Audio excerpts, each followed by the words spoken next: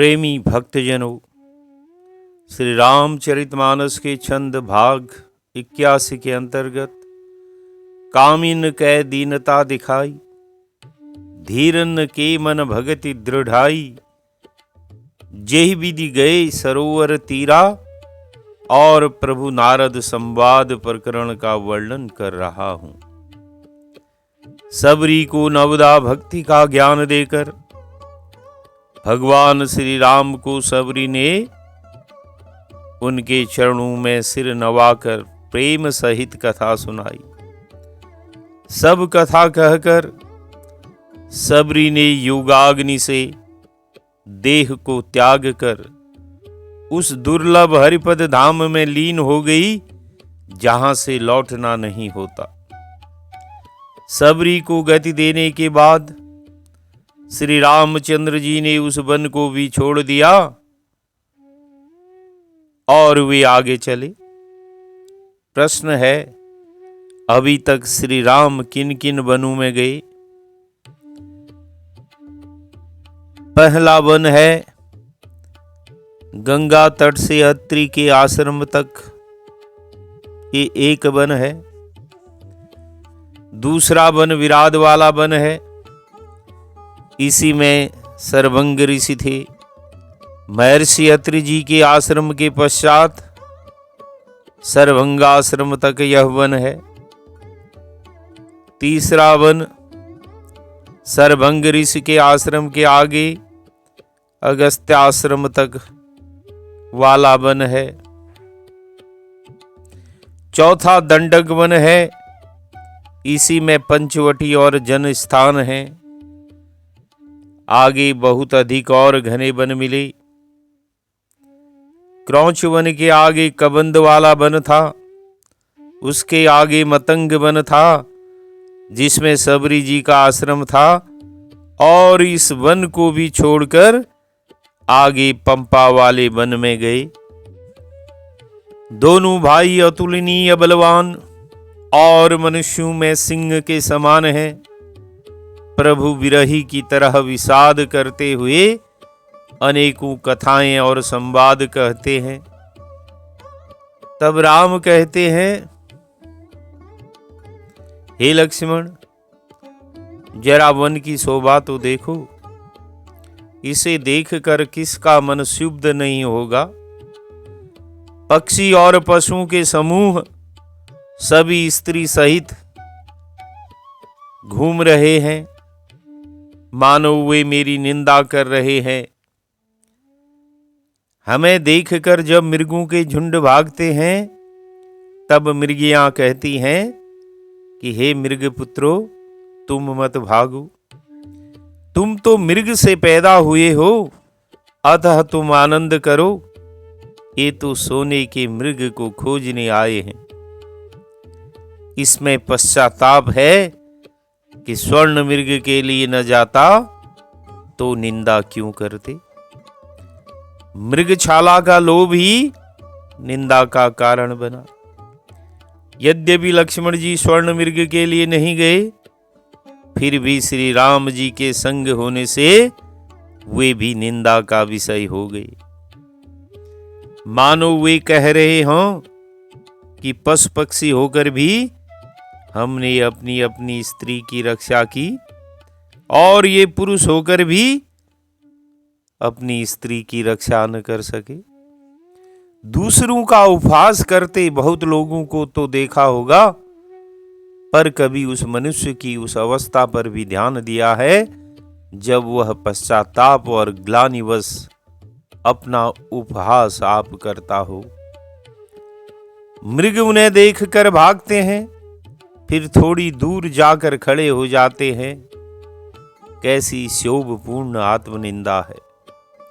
प्रश्न है कि क्या मृगों में ही भय होता है? मृगियों को भय क्यों नहीं था? तब आखेट की यह मर्यादा थी कि मादा के ऊपर अस्त्र न चलाया जाए। भगवान के इस चरित्र से हमें यही सीख मिलती है कि सोने का मृग नहीं होता। भगवान कहते हैं, वे एक बार उसके पीछे भागे जिससे पशु पक्षी भी उनकी निंदा कर रहे हैं।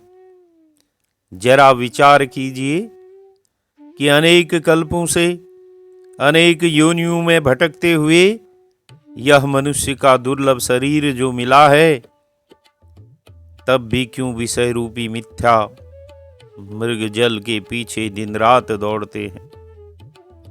जैसे सोने का मृग असंभव है, वैसे ही धन, दार, अगार आदि समस्त विषयों में सुख असंभव है।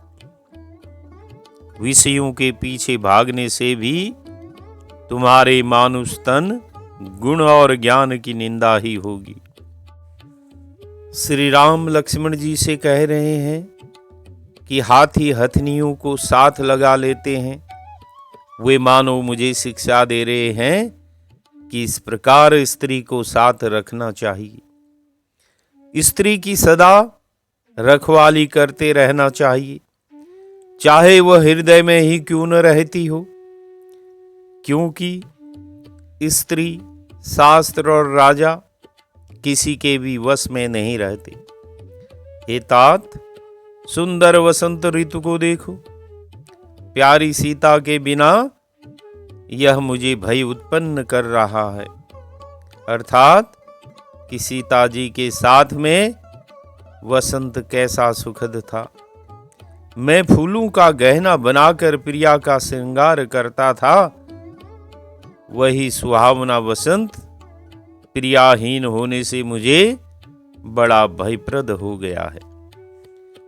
मुझे विरह से व्याकुल, निर्बल और बिल्कुल अकेला जानकर कामदेव ने वन, भौरों और पक्षियों सहित मुझ पर चढ़ाई की, क्योंकि विरह से व्याकुल मनुष्य की बुद्धि और शरीर दोनों क्षीण हो जाते हैं। परंतु जब उसके दूत पवन ने मुझे भाई सहित देखा, तब मानो उसकी बात सुनकर कामदेव ने सेना को रोक कर डेरा डाल दिया। कहने का भाव कि जैसे किसी राजा को निर्बल देख दूसरा उसके ऊपर चढ़ाई करता है, वैसे ही मानो मुझे बलहीन और अकेला जान कामदेव ने चढ़ाई की। पर जब उसे मालूम हुआ कि मेरे साथ एक प्रबल साथी है, तब वह रुक गया। कहने का भाव कि अकेले रहने पर काम सताता है, यदि कोई साथ में हो तो काम प्रबल होने नहीं पाता। बड़े बड़े वृक्षों में लताएं लपटी हुई हैं, मानो अनेक तंबू तान दिए गए हैं। सुंदर केले और ताड़ के वृक्ष ध्वजा पताका हैं। इन्हें देखकर जिसका मन मोहित न हो, वही धीर पुरुष है। अनेकों वृक्ष अनेक प्रकार से फूले हुए हैं, मानो बहुत से बाना धारण किए बाने बंद बने सुशोभित हैं। कहीं कहीं सुंदर वृक्ष शोभा दे रहे हैं, मानो योद्धा हैं जो सेना से अलग अलग होकर छावनी डाले हैं, अर्थात ठहरे हुए हैं। कोयलें कूकती हैं तो हाथी चिंगाड़ते हैं। ढेक पक्षी और महोख मानो ऊंट और खच्चर हैं। मोर, चकोर, तोते, कबूतर और हंस, ये सब सुंदर उत्तम अरबी घोड़े हैं। तीतर और लवा के झुंड मानो पैदल सिपाहियों के झुंड हों। कामदेव की सेना का वर्णन नहीं हो सकता। पर्वत की शिलाएं रथ हैं, पानी के झरने नगाड़े हैं, चातक भाट हैं जो वृदावली का वर्णन कर रहे हैं। भौरों की गुंजार, भेरी और सहनाई है। शीतल मंद सुगंध, तीनों प्रकार की आती हुई वायु दूत का आना है। इस तरह चतुरंगिणी सेना साथ लिए हुए काम मानो सबको चुनौती देता हुआ विचर रहा है। अर्थात गजदल, अश्वदल, पदचर और रथ, ये चारों मिलकर चतुरंगिणी सेना हुई जिसे काम लेकर साथ चल रहा है। अर्थात काम की सेना पंच विषयुक्त है, इसी से सबको विषी कर देती है। पंच विष क्या है? रूप, रस, गंध, शब्द और स्पर्श, इनको पंच विष कहा गया है। हे लक्ष्मण, काम की सेना को देखकर जो धैर्यवान बने रहते हैं, उनकी संसार में साख होती है। संसार में उनकी धीरों में प्रसिद्धि और गणना होती है। स्त्री इस कामदेव का एक प्रधान परम बल है, यानी कि चतुरंगिणी सेना वह बल है और नारी परम बल है। परम बल का भाव कि इसमें कामदेव के पंचवाणु का समूह इसमें बसता है। नारी नर की अर्धांगिनी है और वही काम का परम बल है। नर की अर्धांगिनी द्वारा ही काम के पंचबाण चलते हैं। उसकी चाल में आकर्षण, चितवन में उच्चाटन, हंसी में मोहन, बोल में वशीकरण और रति में मरण है। अपने पुरुषार्थ द्वारा काम बली है, सेवा द्वारा प्रबल है और नारी द्वारा परम प्रबल है। उससे जो बच जाए वही भारी योद्धा है। ये तात, काम, क्रोध और लोभ, ये तीनों अत्यंत प्रबल दुष्ट हैं। ये विज्ञान के धाम मुनियों के मन को भी पल मात्र में विचलित कर देते हैं। इच्छा और दंभ लोभ का बल है, काम बल एक स्त्री ही है और क्रोध का कठोर वचन बल है। ये उमा, श्री राम जी त्रिगुण यानी सत रज तम से परे हैं, चराचर मात्र के स्वामी हैं, सबके अंतकरण को जानने वाले हैं। उन्होंने कामी लोगों की दीन दशा दिखाकर धीर पुरुषों के मन में वैराग्य को दृढ़ किया है। क्रोध, काम, लोभ, मद और माया, ये सब के सब श्री राम जी की कृपा से छूट जाते हैं। जिस पर वह नट प्रसन्न होता है, वह मनुष्य माया प्रपंच में नहीं भूलता। हे उमा, मैं अपना अनुभव कहता हूं कि हरि भजन ही सत्य है और सब जगत स्वप्नवत है। स्वप्न की केवल प्रतीत मात्र होती है, पर उसमें वास्तविकता कुछ भी नहीं होती। इसी भांति मुझे जगत की प्रतीति मात्र होती है, उसकी वास्तविकता पर मुझे विश्वास कभी नहीं होता। फिर प्रभु पंपा नाम के सुंदर और गहरे सरोवर के तट पर गए। उसका जल संत हृदय जैसा निर्मल है। उसमें मन को हरने वाले 4 सुंदर घाट बांधे गए हैं। अनेक प्रकार के अनेक पशु जहां तहां जल पी रहे हैं। मानो उदार दाता के घर भिक्षुओं की भीड़ लगी हो। घनी पुरीन की आड़ में जल का शीघ्र पता नहीं मिलता, जैसे माया से ढके होने से निर्गुण ब्रह्म नहीं दिखता। सब मछलियां अत्यंत गहरे जल में एक रस सदा सुखी रहती हैं, जैसे धर्मात्मा पुरुषों के दिन सुख रहित बीतते हैं। अनेक रंगों के कमल खिले हुए हैं। बहुत से भौरे मधुर शब्द से गुंजार कर रहे हैं।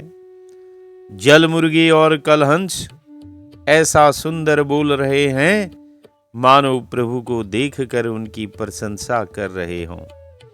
सुंदर पक्षियों की बोली बड़ी सुहावनी लगती है, मानो रास्ते में जाते हुए पथिक को बुलाए लेती है।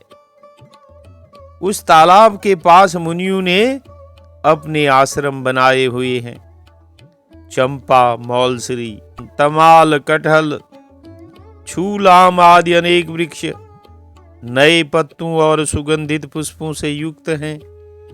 शीतल और सुगंधित मन हरने वाली वायु चलती है। कोयलें कूक रही हैं। फल के बोझ से सब वृक्ष नम्र होकर झुककर पृथ्वी के पास आ लगे हैं, जैसे परोपकारी पुरुष उत्तम और अत्यंत ऐश्वर्य पाकर झुकते हैं। अत्यंत सुंदर तालाब देखकर श्री राम जी ने स्नान किया। एक सुंदर वृक्ष की छाया देखकर वहीं पर बैठ गई। कृपालु श्री राम लक्ष्मण जी को अनेक कथाएं सुना रहे हैं। भगवान को विरह युक्त देखकर नारद जी के मन में बड़ा सोच हुआ कि मेरा साप स्वीकार करके ही श्री राम जी अनेक प्रकार के भारी दुख सह रहे हैं। ऐसे प्रभु को देखूं तो सही, फिर ऐसा मौका हाथ न लगेगा। यह विचार करके नारद जी हाथ में वीणा लिए वहां गए जहां प्रभु सुख से बैठे हुए थे। दंडवत करते हुए उनको श्री राम जी ने उठा लिया और बहुत देर तक अपनी छाती से लगाए रखा। श्री लक्ष्मण जी ने आदर पूर्वक उनके चरण धोए, अनेक प्रकार से प्रार्थना करके और प्रभु को मन में प्रसन्न जानकर तब श्री नारद जी कमल समान हाथों को जोड़कर ये वचन बोले, हे उदार रघुनाथ जी, आप सुंदर अगम और सुगम के देने वाले हैं।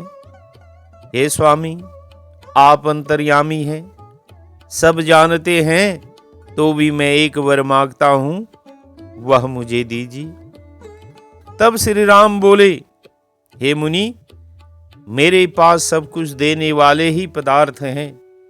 ऐसा कोई पदार्थ मेरे पास नहीं है जो देने योग्य न हो।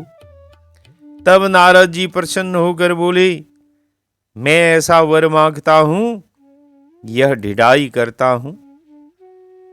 यद्यपि प्रभु के अनेकों नाम हैं और वेद एक से अधिक को बताते हैं, हे नाथ, राम नाम सब नामों से अधिक हो और पाप रूपी पक्षी समूह के लिए व्याधा रूप होवे। कहने का भाव कि जो कोई राम नाम जपे, उसके समग्र गुप्त प्रकट सभी पाप नष्ट हो जाएं। आपकी भक्ति पूर्णिमा की रात्रि है, राम नाम उस पूर्णिमा का चंद्रमा है, अन्य सब नाम निर्मल तारागण हैं।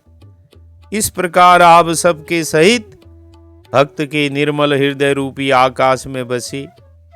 जब रघुनाथ जी ने एव मस्तु कहा, तब नारद जी ने मन में अत्यंत प्रसन्न होकर प्रभु के चरणों में माथा नवाया। रघुनाथ जी को अति प्रसन्न जानकर नारद जी फिर कोमल वचन बोले, जब आपने अपनी माया को प्रेरित करके मुझे मोहित किया था, तब मैंने विवाह करना चाहा था। हे प्रभु, आपने किस कारण से विवाह न करने दिया? तब प्रभु बोले, हे मुनि सुनो, जो सब आशा छोड़कर मात्र मेरा ही भजन करते हैं, मैं उनकी सदा उसी तरह रक्षा करता हूं जैसे माता बालक की रक्षा करती है। ज्यों ही छोटा बच्चा अग्नि या सर्प को पकड़ना चाहता है, त्यों ही माता उसे अलग करके बचा लेती है। सयाना होने पर उस पुत्र पर माता की प्रीति तो रहती है, पर वह शिशुपन की तरह उतनी प्रीति नहीं करती, क्योंकि अब वह स्वयं अपनी रक्षा कर सकता है। ज्ञानी मेरे बड़े पुत्र के समान हैं और मान रहित दास मेरे छोटे पुत्र के समान है। मेरे दास को मात्र मेरा बल है और उस ज्ञानी को अपना बल है, परंतु काम और क्रोध दोनों के शत्रु हैं। ऐसा विचार कर बुद्धिमान लोग मुझे भजते हैं और ज्ञान प्राप्त होने पर भी भक्ति नहीं छोड़ते। काम, क्रोध, लोभ और मद आदि मोह की प्रबल सेना है। उनमें भी माया रूपिणी स्त्री अत्यंत दुख देने वाली है।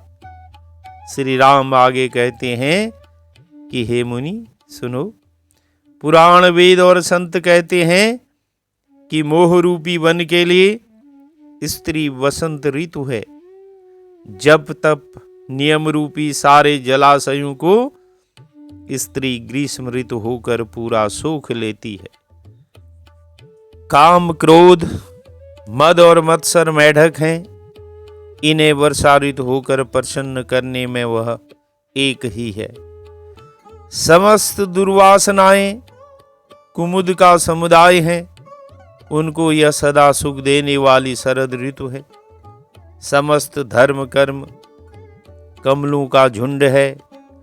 वह मंद सुख वाली उन्हें हिम ऋतु होकर जला डालती है। फिर ममता रूपी यवास का समूह स्त्री रूपी शिशिर ऋतु को पाकर हरा भरा हो जाता है। पाप रूपी उल्लुओं के समूह को सुख देने को स्त्री घोर अंधेरी रात है। बुद्धि, बलशील और सत्य ये सब मछलियां हैं और स्त्री बंसी के समान है। हे मुनि, इसीलिए मैंने तुम्हें विवाह करने से रोका। रघुनाथ जी के सुंदर वचन सुनकर मुनि का शरीर पुलकित हो गया और नेत्रों में आंसू भर आए। फिर नारद बोले, हे रघुवीर, अब करुणा करके संतों के लक्षण कहिए। हे मुनि, अब मैं संतों के गुणों को कहता हूं, जिन गुणों से मैं उनके वश में रहता हूं। अर्थात गुण तो अनंत हैं, पर मैं केवल इन्हीं को कहता हूं। छहों विकारों को जीते हुए, निष्पाप, निष्काम, चंचलता रहित, अकिंचन, पवित्र सुख के स्थान, अमित, असीम ज्ञान वाले, चेष्टा रहित, स्वल्पाहारी, प्रिय सत्यवादी, कवि, पंडित, योगी, कर्तव्य में सावधान, दूसरों को मान देने वाले, स्वयं मान मद रहित, धीर, धर्म की गति में चतुर, गुणों के घर, संसार के दुखों से रहित और संदेह रहित होते हैं। मेरे चरण कमलों को छोड़कर उनको न देह प्रिय है और न घर। जो अपने गुण सुनकर सख जाते हैं, दूसरों के गुण सुनकर बहुत खुश होते हैं, सम और शीतल हैं, नीति को नहीं छोड़ते, सरल स्वभाव, सभी से प्रेम रखते हैं। वे जप, तप, व्रत, दम, संयम और नियम में रत रहते हैं। गुरु, भगवान और विप्र चरणों में प्रेम रखते हैं। उनमें श्रद्धा, क्षमा, मित्रता, दया, प्रसन्नता और मेरे चरणों में कपट रहित प्रेम होता है। वैराग्य, विवेक, नम्रता, विज्ञान, वेद पुराणों का यथार्थ ज्ञान, ये सारे गुण उनमें होते हैं। वे दंभ, अभिमान और मद कभी नहीं करते और बुरे रास्ते पर तो भूल कर भी पैर नहीं रखते। सदा मेरे चरित कहते सुनते हैं। बिना कारण परोपकार में तत्पर रहना उनका स्वभाव है। हे मुनि, साधुओं के जितने गुण हैं, उन्हें शारदा और वेद भी नहीं कह सकते।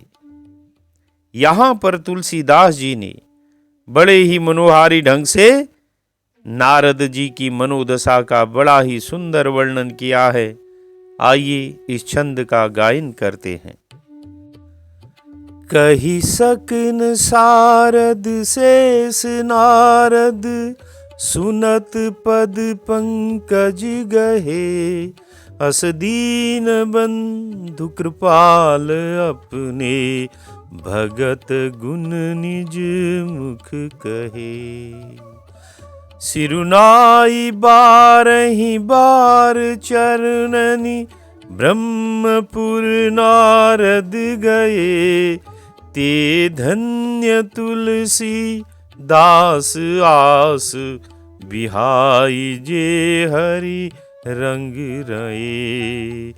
ते धन्य तुलसी दास आस बिहाई जे हरि रंग रहे। कहि सक न सारद शेष नारद सुनत पद पंकज गहे। तुलसीदास जी कहते हैं कि जब श्री राम ने कहा कि साधुओं के गुणों का वर्णन शारदा और शेष नहीं कह सकते, यह सुनते ही नारद जी ने प्रभु के चरण कमल पकड़ लिए। शारदा स्वर्ग की और शेष पाताल के वक्ता हैं। जब ये ही नहीं कह सकते तो मनुष्य कैसे कह सकते हैं।